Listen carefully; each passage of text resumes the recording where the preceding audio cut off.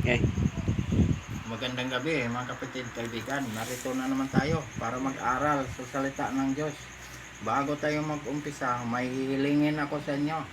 Paki-subscribe, paki-like, paki-share sa aming munting YouTube channel, Marlon Coret YouTube channel, para mapabilis pagpalaganap ang salita ng Diyos sa buong mundo at maipakilala natin ang ating Panginoong Hesukristo na ating Panginoong Tagapagligtas. Paki-subscribe, paki-like, paki-share. Maraming salamat po. Tayo na yung manalangin. Ama naming Diyos na makapangyarihan sa lahat. Salamat po Panginoon sa gabi nito.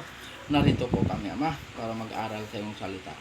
Basbasan mo po Panginoon ang lahat ng taga-subaybay at lahat ng taga-pakinig nitong minsay na ito, na sila'y makakilala sa iyo at ikaw ay tanggapin bilang Panginoon at tagapagligtas. Ito ang aming hiling at samot dalangin sa pangalan ng aming Panginoong Jesucristo, ang aming Panginoong tagapagligtas. Amen. Dito tayo mag-aral mga kapatid kaibigan sa Roma Kapitulo 6, versikulo 4 hanggang 8. Ito ang sinasabi dito sa versikulo 4. Kaya tayo ay inilibing na kasama niya sa pamamagitan ng bautismo tungo sa kamatayan, na kung paanong si Kristo ay muling nabuhay mula sa mga patay sa pamamagitan ng kaluwalhatian ng Ama. Gayon din naman tayo'y makakalakad sa panibagong buhay. Makakalakad tayo sa panibagong buhay dahil namatay tayo kasama ni Kristo. Nabuhay tayo kasama ni Kristo. Yan ang ibig sabihin nito. Dahil nabautismohan tayo na kasama ni Kristo. Dahil ang bautismo, paglubog mo, namatay ka kasama ni Kristo. Pag-ahon mo, nabuhay ka kasama ni Kristo. Kaya, nabuhay tayo kasama ni Kristo. Yan ang ibig sabihin nito, mga kapatid kaibigan. Ito nga, namatay na tayo kasama ni Kristo. Nabuhay tayo kasama ni Kristo. Yan ang ibig sabihin nito. 5, ito ang sinasabi dito sa versikulo 5. Sapagkat kung tayo'y naging kasama niya na katulad ng kanyang kamatayan, ay magkakagayon din naman tayo sa kanyang muling pagkabuhay. Matulad tayo ni Kristo na namatay at muling nabuhay.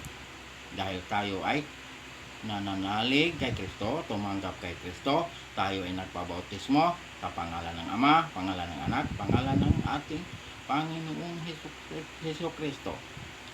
Nabautismohan tayo sa Ama, Anak, at sa Espiritu Santo. Ayan. Kaya nga tayo ay nabuhay kasama ni Kristo. Yan ang ibig sabihin niyan, mga kapatid kaibigan. Na tayong mga nabautismohan kasama ni Kristo, namatay din tayo nga kasama ni Kristo. Nabuhay din tayo kasama ni Kristo. O yan ang ibig sabihin nito, mga kapatid kaibigan. Nabuhay tayo kasama ni Kristo.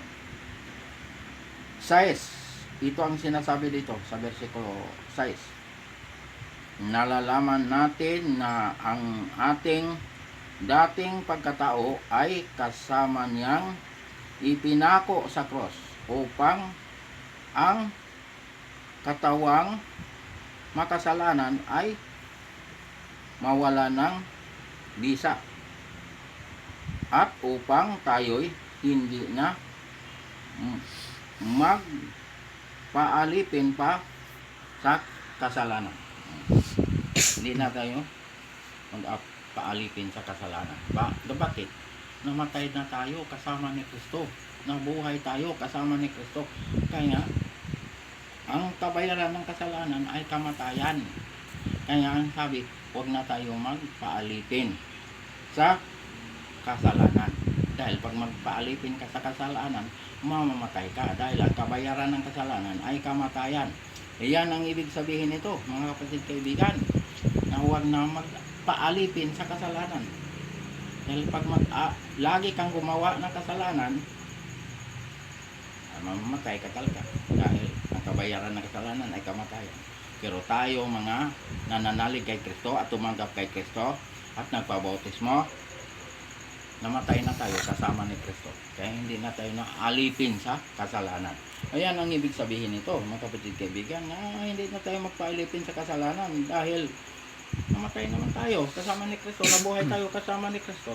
Kaya lumakad tayo sa kabutihan kay Kristo.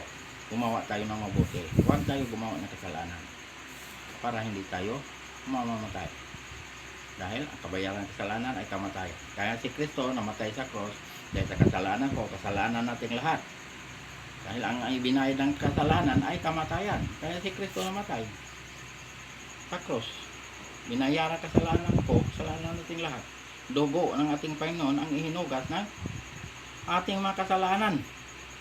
Kaya nga ang kaligtasan, hindi ko kaya bilhin kahit sinong mayaman sa buong mundo.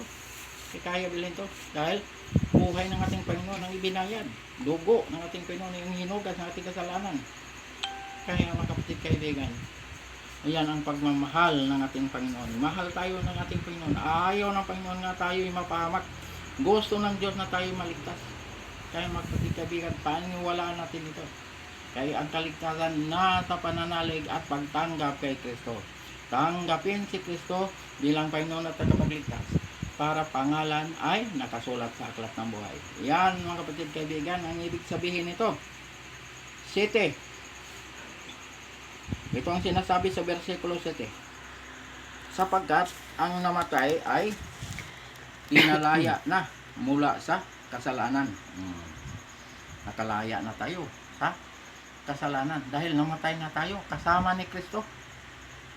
Tayong mga nananalig at tumanggap kay Kristo at nabautismuhan sa pangalan ng Ama, pangalan ng Anak, pangalan ng Espiritu Santo, nakalaya na tayo sa kasalanan dahil nabuhay tayo muli kasama ni Kristo.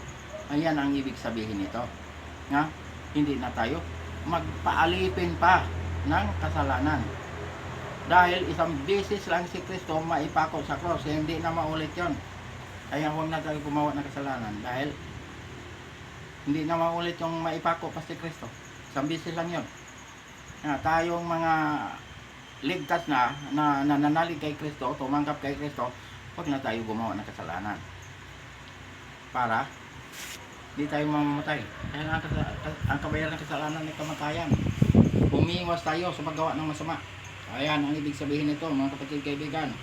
Last verse 8. Itong sinasabi dito sa 8. Subalit kung tayo'y namatay na kasama ni Kristo, sumasampalataya tayo na mabubuhay din kasama niya. Sumampalataya tayo na mabuhay din tayo kasama ni Kristo. Tayo rin ay namatay kasama ni Kristo. Sampalatayanan natin ito dahil ito katotohanan nga tayo ay ligtas. Ang kaligtasan ay libre. Si Kristo ang gumawa nito. Dito kaya gawin ng tao. Dahil ang ating Panginoon ay Diyos nga nagkatawang tao. At siya ay tunay na Diyos at buhay na walang hanggan. At siya ay ating Panginoong tagapagligtas. Kaya ipinakilala ko sa buong mundo nga si Kristo ang Diyos nga tagapagligtas. Walang ibang tagapagligtas kundi si Kristo lamang. Gawa 4:12. Kaya pagkaligtasan ang hanap, kay Kristo tayo lumapit. Manalig kay Kristo, tanggapin si Kristo bilang Panginoon at tagapagligtas. Pagkatapos mong tinanggap ang ating Panginoon, magpabautismo sa pangalan ng Ama, pangalan ng Anak, pangalan ng Espiritu Santo. Ayan ang gagawin. Dahil ang bautismo ay mahalaga. Paglubog mo sa tubig, namatay ka kasama ni Kristo. Pag-ahon mo, nabuhay ka kasama ni Kristo. Ito ang ating pinag-aralan ngayon. Yung gabing ito. Ikaw ay nagiging bagong nilalang. Wala nang dating pagkatao. Ikaw ay bago na. Pangalawang Korinto Kapitulo 5 versikulo 17. Bagong nilalang ka na. Pag masama ka dati, magiging mabuti ka na. Dahil bagong nilalang ka na, wala nang dating pagkatao. Gumawa ka na ng mabuti. Huwag ka na gumawa ng kasalanan. Dahil ang kabayaran ng kasalanan ay kamatayan. Ikaw ay nakatawid na sa kamatayan tungo sa buhay na walang hanggan. Buhay ka pa, nakatawid ka na sa kamatayan. Bakit? Namatay ka na kasama ni Kristo. Nabuhay ka kasama ni Kristo. Kaya nakatawid ka na sa kamatayan tungo sa buhay na walang hanggan. 1:5-24. Wala ka ng hatol, mga kapatid, kaibigan. Ang nakipag-isa kay Kristo wala ng hatol. Dahil tinanggap mo ang tagapagligtas. Tinanggap mo ang tagapaghatol. Sinong tagapagligtas? Si Jesu Kristo. Sinong tagapaghatol? Si Jesu Kristo. 1:5-22. Ayan. Yan ang katotohanan. Kapatid, kaibigan. Ikaw ay nagiging born again. Bakit? Nabautismuhan ka sa pangalan ng Ama, pangalan ng Anak, pangalan ng Espiritu Santo. Nabautismuhan ka sa Espiritu. Kaya nga, ikaw hindi na nanatili sa laman. Sa Espiritu tayo mamumuhay. Dahil pag sa laman tayo mamumuhay, mamamatay tayo. Dahil itong laman, mahilig ito gumawa ng kasalanan. Pero pag sa Espiritu, mabubuhay tayo. Dahil ang Espiritu ay hindi gumawa ng kasalanan. Ayan ang ibig sabihin ng mga kapatid, kaibigan. Ha? Tinatawag na born again. At nabautismuhan ka sa pangalan ng Ama, pangalan ng Anak, pangalan ng Espiritu Santo, ikaw ay nagiging born again. Ayan, yan ang ibig sabihin yan. At tinatawag na born again. Anong gagawin mo nang matapos ka mabautismuhan? Sundin ang utos ng Diyos. Huwag lapastanganin ang utos ng Diyos. Huwag burahin ang utos ng Diyos. Huwag itakwil ang utos ng Diyos. Kaya ang sabi ng Diyos sa Juan 14, versikulo 15, kung iniibig ninyo ako, tutuparin ninyo ang aking mga utos. Yan ang sinasabi ng ating Panginoon. Kung mahal natin ang Diyos, tutuparin natin ang kanyang mga utos. Ano pang sinabi sa unang Juan Kapitulo 2, versikulo 3 hanggang 4? Nakakatiyak tayong nakikilala natin ang Diyos kung sinusunod natin ang kanyang mga utos. Yan ang sinasabi sa versikulo 3. Versikulo 4, ang nagsasabing nakikilala ko siya, ngunit sumusuway naman sa kanyang mga utos ay sinungaling at wala sa kanyang katotohanan. Yan ang sinasabi ng Diyos. Huwag sumuway para hindi ka magiging sinungaling at wala sa iyong katotohanan. Ayan. Dahil ang Diyos ay naglagay ng palatandaan na sa utos niya. Anong utos yun? Yung ikapitong araw. Yung pang-apat na utos. Dahil ang Sabat ay banal na araw. Nung nilikha itong mundo na ito, langit, lupa, dagat, at lahat ng nandirito, nilikha ng Diyos. Pati tayo nilikha ng Diyos. Anong sabi ng Diyos? Tinapos niya ang likhain ito sa loob ng 6 na araw. Sa ikapitong araw ay nagpahinga siya. Anong araw to? Nilikha itong mundo na ito. Lahat na dirito, nilikha ng Diyos. Anong araw nag-umpisa? Paglikha ng Diyos. Linggo, Lunes, Martes, Miyerkules, Huwebes, hanggang Biyernes, nilikha ito ng Diyos. Sa ikapitong araw, yung Sabat, yung Sabado, ang sabi ng Diyos, nagpahinga siya. Bakit nagpahinga ang Diyos? Napagod ang Diyos? Hindi napapagod ang Diyos dahil ang Diyos ay makapangyarihan. Bakit sinabing nagpahinga? Para tayo, ang kanyang mga nilalang, mga hinirang, mga anak, sumunod sa kanya. Para tayo ay makapasok sa kapahingahan ng Diyos. Yan ang ibig sabihin yan. Dahil ang Sabat ay banal na araw. Binasbasan, ibinukod para sa Diyos. Para sambahin natin ang Diyos sa araw ng Sabat. Yan ang ibig sabihin yan. Kaya ang sabi ng Diyos, kilalanin niyo ako, kilala ko kayo. Ezekiel 20:20. Yan ang sabi ng Diyos. Kaya nga sa bagong langit, bagong lupa, may samba ron. Sabat ang sambaron. Wala na tong langit na to, wala na tong lupa na to, dahil bagong langit, bagong lupa na. Ang sabi ng Diyos sa versikulo 22, Isaias 66, versikulo 22 hanggang 23. Mababasa mo ang bagong langit, bagong lupa. Sa versikulo 22, mababasa mo.